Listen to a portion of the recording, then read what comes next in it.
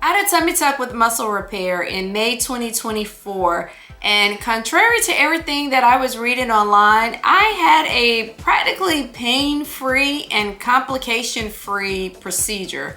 So today I'm going to share with you the things that I did to prepare in advance for my surgery, as well as those things that I did post-op that aided in what I consider a practically uneventful recovery. But first, here's some before and afters.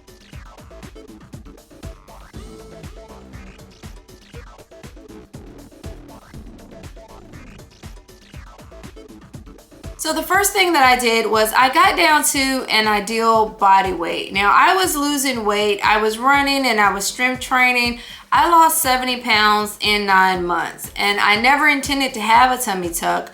But once I got down to about 148 pounds, the loose skin really started to impact my workouts. It was jiggling and heavy, and as I was running, I was always pulling up my compression pants because it was always falling out of my compression pants. As I would work out, like I would do planks, it would fall out of my compression pants and just kind of hang. And so it was really starting to impact those workouts. So that was the reason why I decided to have the tuck. But I got down to what was an ideal weight for my body. My body had kind of settled in at about 148 pounds. And that was the point in time when I decided, okay, now's the time for me to have the tuck. I'm probably not gonna lose any more weight. I know that as long as I keep running, I'm not gonna gain a whole lot of weight. And so this was just really kind of the ideal time for me to do it. Now, one of the things my plastic surgeon told me when I met with him for the initial consultation was that I didn't have enough fat to lipo. Basically, I had lost all of this weight running, strength training, eating right, and I had lost all of the fat. So everything that was left was really loose skin. And so he told me I didn't have enough fat to lipo, and that really just gave me validation that I had done all the work that I could do in the gym with the fork, and that the only way to get rid of this skin was to have it removed. Thankfully, I did get down to my ideal body weight because the fact that I didn't need lipo means that I saved myself between $4,500 and $5,000 for that separate procedure. So not only did getting down to my ideal body weight give me the best results that I could possibly get, it also saved me some money. So another thing that I did was I really focused on strength training. Now, if you know anything about tummy tuck surgery, once you have the surgery, you cannot engage your core for at least a week or so. And so mobility those first few days is all in your arm strength and your leg strength. And so when I decided to have the surgery, I was already strength training, but I really honed in on strengthening my upper body as well as strengthening my lower body. I wanted to be as toned as possible, to have as strong muscles as possible to aid me in mobility after the surgery. Another thing that I did was I was also doing core workouts. So even though I knew that I couldn't engage my core, I wanted my core to be as strong as possible. And so I was doing core workouts every other day, if not every day, in preparation for the surgery. Another thing that I did that I believe really aided in my recovery was I drank Juven wound care mix prior to the surgery. Now, this was something that I didn't ask my plastic surgeon about. It just really didn't register with me that I should probably ask him about it first. So I'll put that disclaimer here. If this is something that you're interested in, please ask your plastic surgeon if it's okay first. But I drank Juven wound care mix, and this is the mix. It is therapeutic nutrition powder for wound healing, and they use this in hospitals. And so what I did was I drank one a day for 2 weeks prior to surgery, and then after surgery I drank 2 a day until they were gone. I bought 2 boxes. That was a total of 60 packets. This is the last packet, so I guess I drank 59 packets total, but I drank them until they were gone. And I just mixed them with either water or unsweetened juice, and I just drank either, like I said, 1 a day prior to surgery or 2 a day post-op. And I really do believe that this aided with my incision care. My incision is low and razor thin, and I didn't have any issues with wound openings or anything. I really do believe that this Juvencare really helped with the closing of my incision as well as it did. And I'll drop the link to this in the video description. I got it off Amazon, so you can get it right off Amazon. But I absolutely credit it with helping me to avoid wounds as I was recovering from the surgery.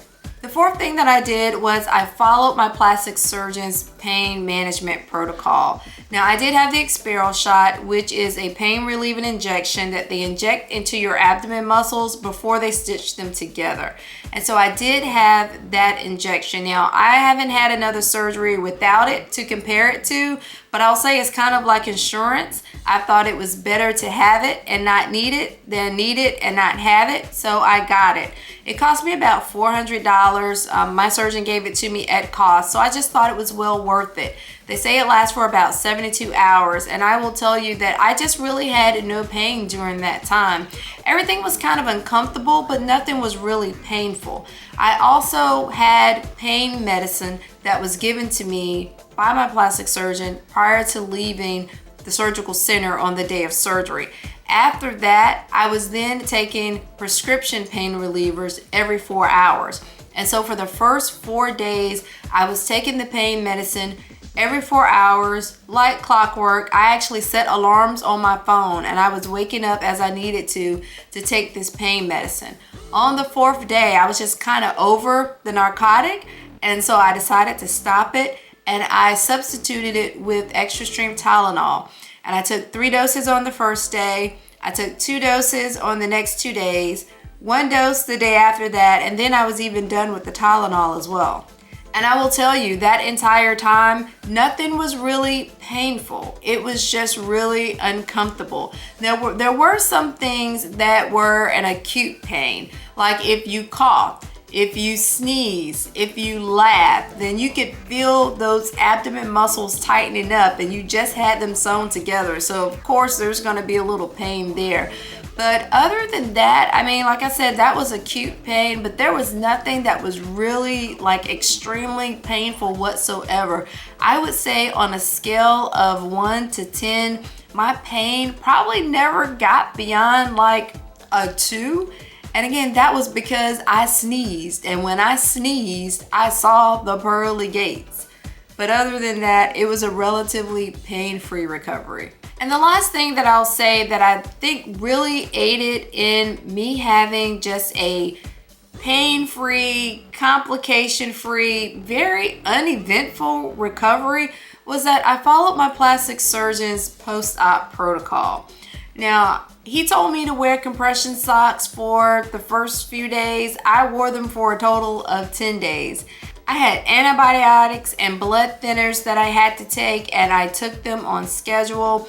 I took the pain medicine on schedule as I needed to. He told me to walk frequently, and I did that, going back and forth to the bathroom. I was required to take a shower the day after surgery and every day after that, and I did it even though I didn't want to. The movement was really good for me, so I was glad that I was able to get up and actually do it. I didn't cook, I didn't clean. I really sat on the couch and pretty much did nothing for 6 weeks. He told me not to exercise, and one of the things that I wanted to do, like once I felt better, which was about the 3-week, 4-week mark, was I wanted to do more than just kind of walk around the house. And he told me no. He said, I don't want you to get your heart rate up because that is not good for your healing incision. And so, you know, you'll hear a lot of people say, oh, they're walking miles and miles 2 and 3 days after surgery and walking around the neighborhood and things like that. My surgeon didn't want me to do any of that. And so even though I was really, really excited to get back, feeling good, and I wanted to get back to exercise, I decided to just do what he said. And I sat on the couch and I did absolutely nothing for 6 weeks. And then once the 6-week mark hit, he released me to exercising again. I was able to get back to running and strength training right at the 6-week mark. And that was really important to me because I had a race coming up that I needed to start training for. And so it was just really important to me that I had a very uneventful recovery so that I could get right back into running and strength training.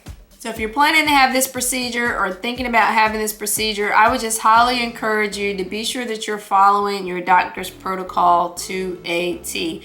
There's a lot of information out here on the internet that you can find, but at the end of the day, every doctor has their own protocol. They have their own way of doing things.